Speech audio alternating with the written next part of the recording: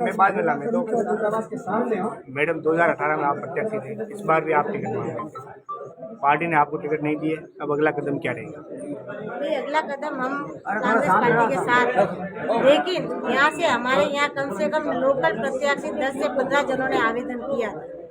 हमारी बस अभी सरकार कांग्रेस से यही मांग है कि यहाँ के जो 10-15 लोगों ने आवेदन किया था, लोकल प्रत्याशी में से आप किसी को भी दे देते, हम उनके साथ खड़े रहते, लेकिन हम सबको दरकिनार करके पैराशूट के रूप में सांचौर से कैंडिडेट हमारे बीच में भेजा है। अगर यहाँ जैसे रामलाल जी एक्स एमएलए में 2018 में प्रत्याशी रही, तो हमने हारने के बाद भी फील्ड नहीं छोड़ा। हम रात दिन कार्यकर्ताओं के बीच में रहे, जनता के बीच में रहे, जैसे हमसे छोटे मोटे काम हुए हमने किए।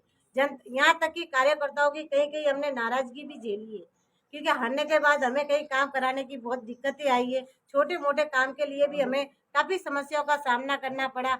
हम कार्यकर्ताओं के बीच में रहे, उनकी नाराजगी झेली, उनकी जो भी बातें हमने सहन की। उसके बावजूद हाई कमान का जो निर्णय है कि जालोर में हम इतने बैठे, हम में से कोई सक्षम नहीं था क्या?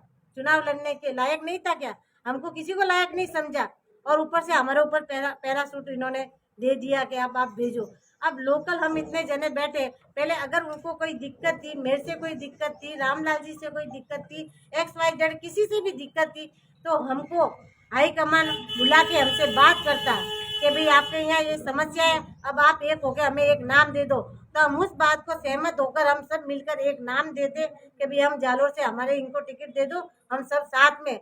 ना हमें हमसे कुछ पूछा गया, ना हमसे कोई बात की गई, ना हम तक जानकारी लाई गई। यहाँ तक कि आगे जयपुर में, दिल्ली में मीटिंग हुई, जो ये नाम जालोर में आया है, इसकी कोई चर्चा भी आपने किसी ने सुनी हो तो हमें बताओ। उसका सर एक तरफ हाई कमान कह रहा है कि हम सर्वे के आधार पर टिकट दे रहे, सर्वे में कहीं भी इनका नाम हो तो हमें बताओ। अगर सर्वे के आधार पर टिकट दिया जाता तो यहाँ बैठे हमारे में से कोई ना कोई यहाँ आता, लेकिन सर्वे को भी दरकिनार किया गया। लोकल सभी कार्यकर्ताओं की भावनाओं को भी दरकिनार किया गया। कई परिवेशक आए, कई प्रभारी आए, सबने कार्यकर्ताओं की राय ली, वहाँ कार्यकर्ताओं ने अपनी राय रखी, बात रखी। सब चीज को दरकिनार कर किसी एक व्यक्ति के कहने पर कैंडिडेट चेंज करना और पैराशूट हमारे बीच में लाना, ये हमें बिल्कुल स्वीकार्य नहीं है। अगर हाई कमान हमारी बात पर कोई गंभीर फैसला नहीं लेती, जैसे रामलाल जी ने कहा 5 तारीख तक हम इंतजार करते, उसके बाद में हम सब लोकल प्रत्याशी जिन्होंने भी आवेदन किया, और यहाँ के सभी कार्यकर्ताओं से मेरा हाथ जोड़ के निवेदन है कि 5 साल हम आपके बीच में रहे, रामलाल जी आपके बीच में कई सालों से है, कभी फील्ड नहीं छोड़ा, दुख सुख में हम हमेशा आपके साथ में रहे। उसके बावजूद हम सबको दरकिनार किया। तो कार्यकर्ता से और जालोर की जनता से निवेदन है कि कल सायला में पेट्रोल पंप के सामने कर्मठा समाज, देवासी समाज के मंदिर के पास महासभा में आप सब शामिल हो, हमारा समर्थन करें कि बारी प्रत्याशी हम बिल्कुल स्वीकार नहीं करें।